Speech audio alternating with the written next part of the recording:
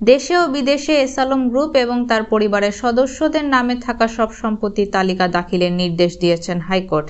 আগামী 4 সপ্তাহের মধ্যে আইন সচিব সহ সংশ্লিষ্টদের এই নির্দেশ বাস্তবায়ন করতে বলা হয়েছে।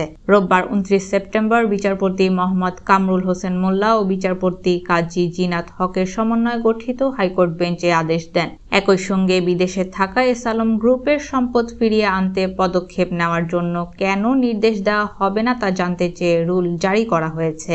গত 18 সেপ্টেম্বর এসালম গ্রুপ এবং প্রতিষ্ঠানটির সব সম্পত্তি স্থানান্তর বা বিক্রির ওপর নিষেধাজ্ঞা চেয়ে রিট দায়ের করা হয়।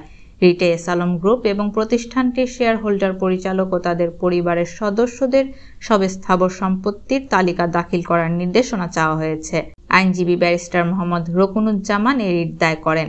এর আগে 11 সেপ্টেম্বর ব্যাংক বা আর্থিক প্রতিষ্ঠানের কাছ থেকে এসালম গ্রুপ, শেয়ার হোল্ডার পরিচালক ও অন্যান্য ব্যবসা সংশ্লিষ্ট প্রতিষ্ঠানে গ্রহণ করা মোট ঋণের পরিমাণ, বর্তমান অবস্থা এবং দায়সহ কয়েকটি বিষয়ে প্রয়োজনীয় তথ্য দিতে ও ব্যবস্থা নিতে অনুরোধ জানিয়ে সংশ্লিষ্ট কর্তৃপক্ষ বরাবর আইনি নোটিশ পাঠান রিট আবেদনকারীরা আইনজীবীরা।